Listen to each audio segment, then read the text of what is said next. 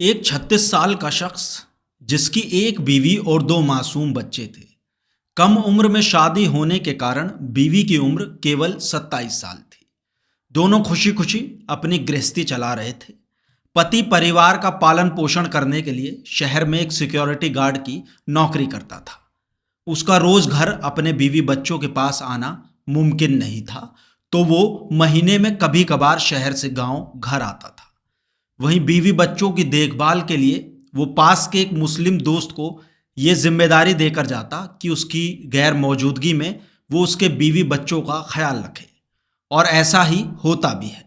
जब भी उस शख्स के बीवी बच्चों को किसी भी तरह की ज़रूरत होती तो वो हर ज़रूरत को पूरी करने में मदद करता और उसका घर आना जाना भी होने लगा था।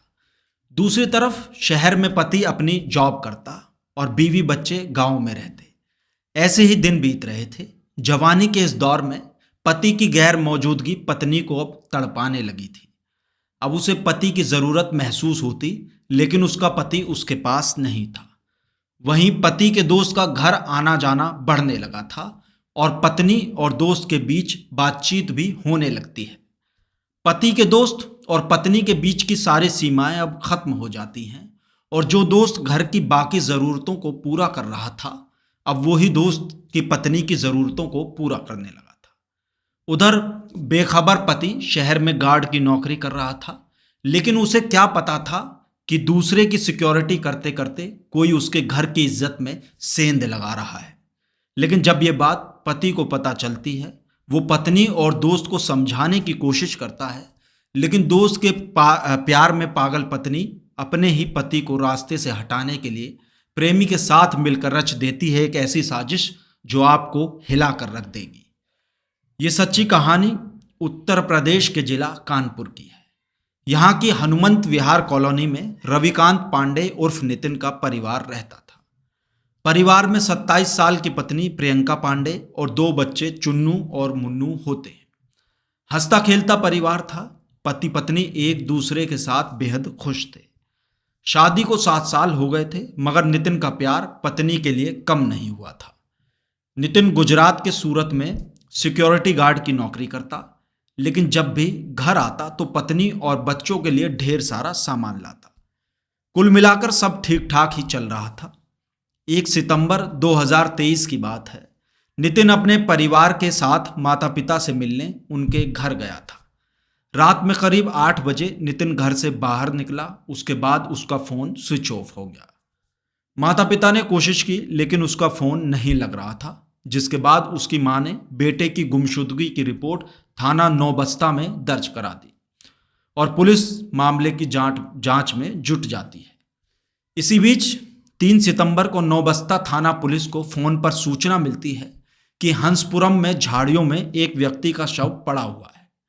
सूचना पर ADCP south Ankit Sharma, ADCP Naubasta अभिषेक पांडे और नौबस्ता थाने की पुलिस मौके पर पहुंचती है तो एक युवक के खून से लथपथ लाश मिलती है, जिसका गला रेता गया था। शरीर पर चोट के कई गंभीर निशान थे। पुलिस जांच पड़ताल में जुट जाती है। सबूत जुटाने के लिए फोरेंसिक टीम और डॉग स्क्वाड को भी बुलाया जाता है। मृतक की पहचान हनुमंत विहार निवासी रविकांत पांडे उर्फ नितिन के रूप में होती है। तो पुलिस के द्वारा परिजनों को सूचना दी जाती है तो परिजन भी मौके पर पहुंचते हैं। शव को देखकर चीख पुकार मच जाती है। नितिन के पिता राम बहादुर पांडे और मां शकुंतला से बेटे की किसी से दुश्मनी की बात पूछी जाती है तो वो मना कर देते हैं, पर अपनी बहू प्रियंका पर शक जताते हैं और कहते हैं कि बहू के किसी युवक के साथ अवैध संबंध है, उसी ने बेटे की हत्या कराई होगी।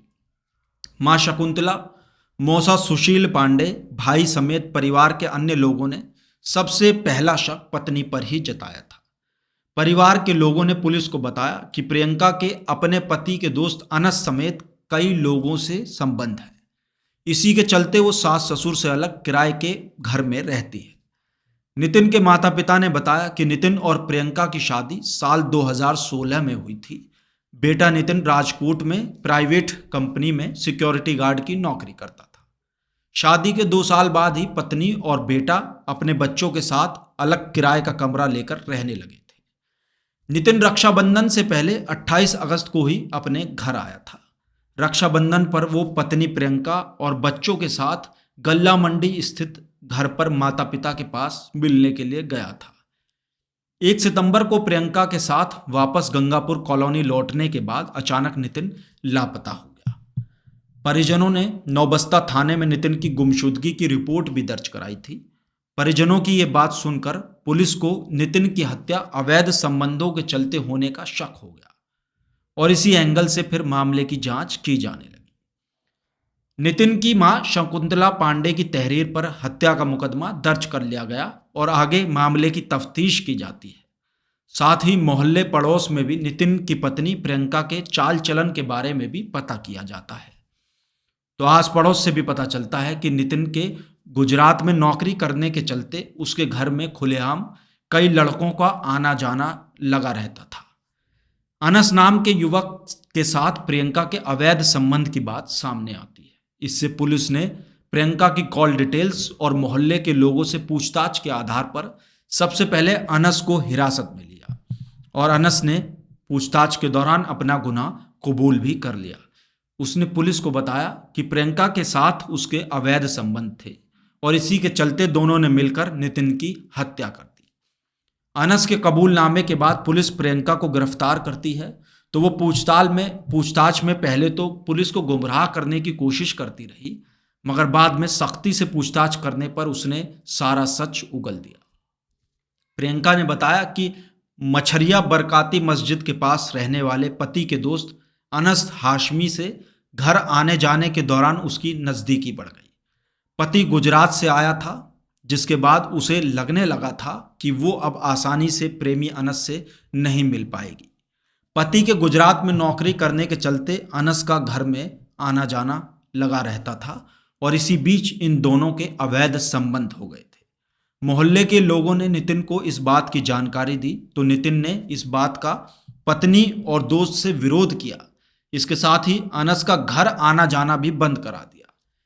1 सितंबर को अनस साजिश के तहत नितिन को शराब पिलाने के बहाने अपने साथ ले गया।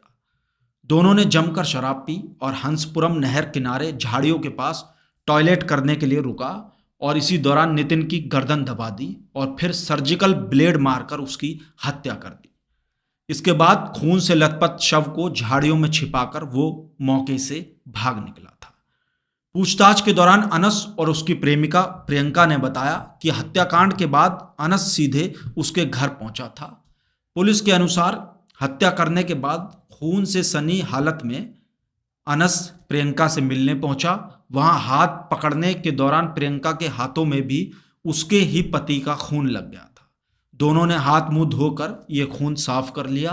फिर करीब 10:30 बजे प्रियंका ने नितिन के परिजनों को पति की गुमशुदगी की सूचना दी।